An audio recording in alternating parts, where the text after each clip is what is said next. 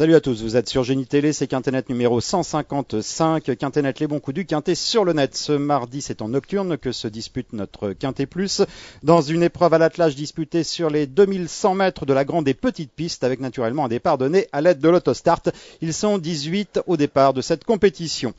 Pour étudier cette course, j'aime écouter tout d'abord Olivier Gallard. Salut Olivier. Bonjour Patrick, bonjour Olivier, bonjour à tous. Une superbe épreuve, mais alors très difficile à déchiffrer. Très difficile à déchiffrer. Et un autre Olivier pour nous parler de ce Quintet, Olivier Pivin. Bonjour Patrick, bonjour à tous. Alors Olivier Pivin qu'on ne voit pas souvent parce qu'il est souvent à Equidia en train de préparer Faites vos courses. Exactement. Une belle émission. Oui. On ne sait pas assez souvent d'ailleurs que Faites vos courses est conçu avec des journalistes de Génie Course. Exactement, Hein oui. On parle de Laure Degrand, d'Amanda Maclean, mais les journalistes qui parlent avec, ce sont des journalistes de Génie Course. Il fallait le savoir, il fallait le dire surtout.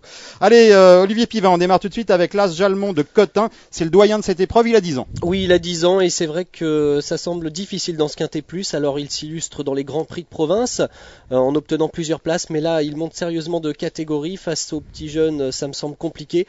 Avec l'aide d'Éric Raffin, pourquoi pas pour une petite place? Moi je ne l'ai pas retenu. En plus le numéro piège derrière l'autostart, ça me semble trop dur. Olivier Gallard. Effectivement, comme l'a dit Olivier, c'est un numéro piège puisque c'est un concurrent qui part généralement pas très vite. Éric Raffin le démarre un peu plus que son entraîneur. Il doit raser les murs, ce numéro 1 est donc parfait. Maintenant s'il se retrouve trop loin pour revenir, ça va être difficile. Au mieux une 5e place, mais sans moi. Bon, l'ordre de la Noé, c'est un sujet de qualité, mais il est très susceptible. La dernière fois, il était pratiquement assuré de la 2e place quand il s'est montré fautif. Quasiment, oui. Comme vous le dites, c'est un concurrent qui est peut-être un peu mieux sur les longues distances. Bon, il a un numéro 2, on peut faire confiance à Jean-Michel Bazir pour essayer de se sortir de l'emprise du peloton. Si tel est le cas, sa place est sur le podium. Il est annoncé déféré des 4 pieds. Déféré des 4 pieds comme lors de ses dernières sorties. C'est un cheval qui a eu des ennuis de santé tout au long de sa carrière. Il rattrape le temps perdu, il ne cesse de s'illustrer dans les Quintet Plus depuis plusieurs mois. Olivier l'a dit, 2100 mètres, c'est pas vraiment son sport maintenant. On fait confiance à Jean-Michel Bazir qui va lui donner un parcours à merveille. Il va assurer au maximum au départ et puis il peut accrocher une bonne place. C'est l'une des chances prioritaires dans ce Quintet. Allez, l'une des bases, on va dire. Le 3, c'est Midship Mozin qui vient de trouver sa forme sous la selle en se classant 3e sur la piste d'Anguin. Oui, alors lui a des statistiques de rêve. 19 victoires en 48 sorties et c'est un vrai spécialiste des parcours de vitesse. J'ai noté, il a couru 15 fois derrière l'autostart. Il a terminé 12 fois dans les 4 premiers. Alors c'est vrai que là, il va monter de catégorie par rapport à ses dernières tentatives. Maintenant, il est bien engagé. Il a tiré un bon numéro derrière l'autostart. Il est annoncé pieds nus. Beaucoup d'atouts dans son jeu. Il faut le retenir très haut. Olivier Gallard. C'est vrai que c'est un concurrent qu'il faut absolument retenir. Le seul petit souci, c'est que son partenaire Jean Boileau n'est pas forcément bien confirmé sur l'hippodrome de Vincennes. Maintenant, il connaît son partenaire par cœur. Il est bien placé dans l'autostart. Il dispose d'un superbe engagement. Il devrait être pieds nus. Il a beaucoup d'atouts dans son jeu. Logiquement, sa place est dans les 5 premiers. Alors, on parlait de spécialistes d'épreuves de vitesse. D'ailleurs, l'autostart, le 4, My Winner en est un. C'est un véritable sprinter. Il a gagné en tenue avec l'âge, mais il s'exprime le mieux sur les tracés réduits. Il est bien placé derrière la voiture. Il va certainement prendre rapidement les choses en main. Il peut contrer certaines attaques. Il peut donner un nouveau coup de rein dans la phase finale. Il doit lutter pour la victoire. Bon, il reste sur un échec, mais il faut le racheter, non? Ah oui, qu'on se le dise, c'est la base intégrale de ce Quintet Plus. Il en a enlevé 4 depuis le début de cette année. Un vrai spécialiste des parcours de vitesse. Il a un chrono d'une 13 sur ce tracé, c'est très bien. Bon numéro, déféré des 4 pieds. On lui fait confiance, les yeux fermés. Allez, le 5, c'est la Spezia qui reste alors là sur toute une série d'échecs. Ça sent pas bon, ça. Oui, c'est vrai. La Spezia pourtant est une spécialiste aussi des parcours de vitesse. Elle a brillé sur les 2100 à maintes reprises. Maintenant, voilà, une forme qui est sujette à caution. On ne sait pas trop où elle en est. On sait aussi que lorsqu'elle a réalisé ses meilleures performances, ça a été déféré des postérieurs. Ça sera le cas ce mardi soir, associé à Sébastien Arnaud. Mais ça n'a pas suffi. Moi, je ne l'ai pas retenu. C'est un regret. La Spezia, vous en faites quoi? Je ne l'ai pas retenu, c'est pas vraiment un regret. Ces dernières tentatives ne m'ont pas emballé. Elle a plusieurs courses dans les jambes, mais je pense que ça va être encore dur à ce niveau pour le moment. Le 6, c'est Ambassador As qui vient de s'imposer en Hollande, tiens.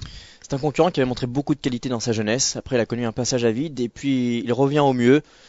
Je l'ai retenu. Je l'ai retenu en bout de combinaison. Je vois plus pour une place. Il faut s'en méfier. Michael Schmidt fait le déplacement uniquement pour ce concurrent. Donc, je m'en méfie. Monsieur Pivin. Moi, je m'en méfie pas du tout. C'est vrai, Olivier l'a dit. À 3 ans, c'est un cheval qui a évolué au plus haut niveau en Allemagne. Maintenant, il souffle le chaud et le froid. Ses dernières performances sont mi-figue, mi-raisin. Dans un tel lot où vraiment les aiguilles du chronomètre vont être affolées, moi, je ne l'ai pas du tout retenu. éventuellement dans un champ réduit, mais pas plus. Bon, vous y croyez pas, allez, Non. on va le dire. Allez, le 7, c'est Morgan de l'Isop, non placé le 9 septembre pour sa rentrée sur la piste en herbe d'Alençon. Voilà, une rentrée après 5 mois d'absence et le cheval donc a pas très bien couru, c'est normal, il manque en condition. On attendra de le revoir dans de meilleures conditions, on peut faire l'impasse sans hésiter. Olivier Gallard. J'ai fait l'impasse également. Maintenant, bon, c'est un pensionnaire de Franck Blandin. Il sera certainement déféré des 4 pieds. Et je vais vous dire une chose, il a recouru depuis sa rentrée, Patrick. Ah bon? Samedi dernier, dans la course des stars à Cabourg. Oh oui. C'était son dernier travail. Mais vous savez, c'est déjà arrivé notamment au galop qu'un concurrent fasse sa rentrée. Il était très joué. Et simplement, il avait fait une course hors PMH. Associé, ouais. C'était un pensionnaire de Joël Boinard. Et Et il avait fait l'arrivée, il était deuxième très malheureux. Donc on peut s'en méfier maintenant. C'est vrai que ce Morgan Aesop a pris beaucoup de gains. Il affronte un lot relevé, ça semble difficile. Mais s'il venait à surprendre, il ferait peut-être pas la surprise pour tous. Bon, dans pour la tous. course des stars, il était associé à qui, vous le savez, non? ben non, et qu'est-ce qu'il a fait justement dans cette course des stars? Parce que s'il termine dernier, Il a entretenu sa condition pour se Voilà, compter. allez, c'est bon. D'accord. Le 8, c'est Calaro qui reste sur 2 bonnes tentatives, mais c'était dans des réclamés. Là, il monte de catégorie. Il monte nettement de catégorie, Patrick, et je me suis pas vraiment attardé sur ses chances. On raye. Alors, et vous? Oui, on raye, mais attention parce que c'est un cheval, il a déjà très bien fait, il a trotté une 12 sur ce parcours, c'était il y a un peu plus d'un an et demi, devancé l'écu du Vernet. Je sais pas si vous vous rappelez de cette performance, Olivier Gallard, bon, une performance qui remonte, c'est vrai que ses meilleurs titres ont été obtenus dans les courses à réclamer. C'est son numéro 8, moi, qui m'a empêché de le retirer, mais attention, pour une grosse surprise, pourquoi pas, il nous a déjà habitués à des sensations fortes. Allez, le 9, Lancelsden, qui est très confirmé à ce niveau de compétition, mais qui a tiré le numéro 9 derrière la voiture. Voilà, tout sera une question de parcours avec ce concurrent qu'on l'on connaît bien dans les Quintet Plus. On l'a vu à maintes reprises au cours du printemps et cet été. C'est un redoutable finisseur.